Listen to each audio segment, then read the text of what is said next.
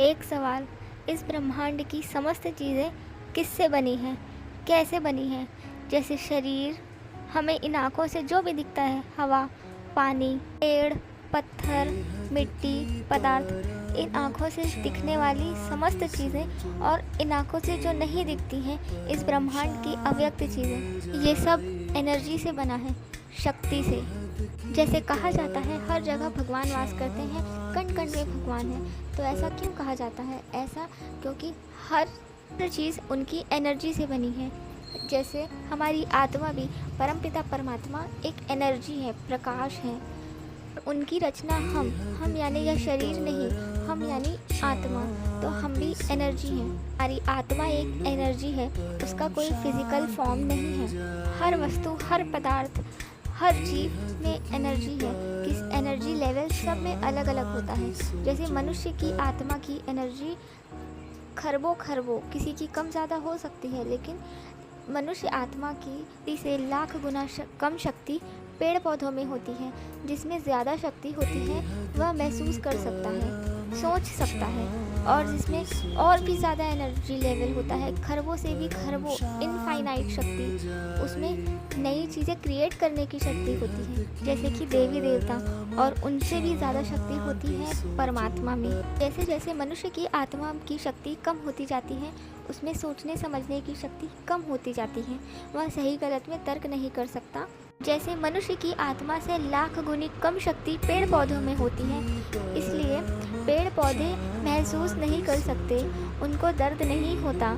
पेड़ में भी एक आत्मा है, लेकिन उस पेड़ में मनुष्य की आत्मा से लाख गुनी कम शक्ति है, इसलिए वह महसूस नहीं कर सकता, उसको दर्द नहीं होता।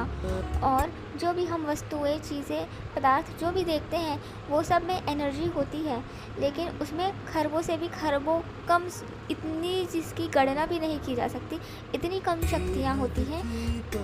इसीलिए वो फील नहीं कर सकते, महसूस नहीं कर सकते, उनको दर्द नहीं होता।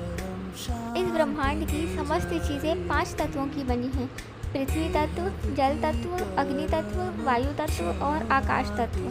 पृथ्वी तत्व यानी मांस, हड्डी, पत्थर, ऐसी कोई भी ठोस चीज़, ठोस वस्तु या पदार्थ जिसको छुआ जा सकता है।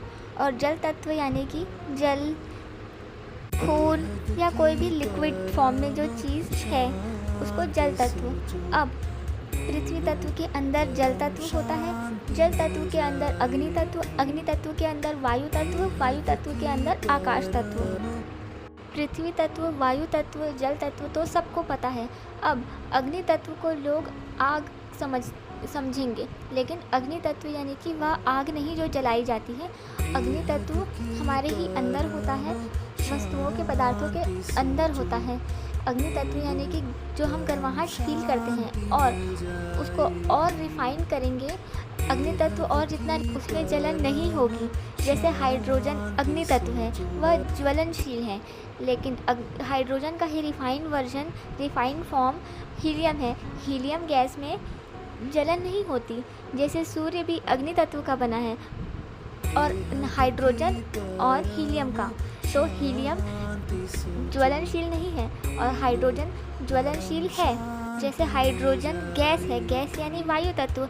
अब वायु तत्व के अंदर ही वह जो ज्वलनशील है वह अग्नि तत्व है, और अग्नि तत्व का और रिफाइंड वर्जन हीलियम जो अज्वलनशील है, जिसमें ज्वलन नहीं होती। और सबसे अंत में आकाश तत्व।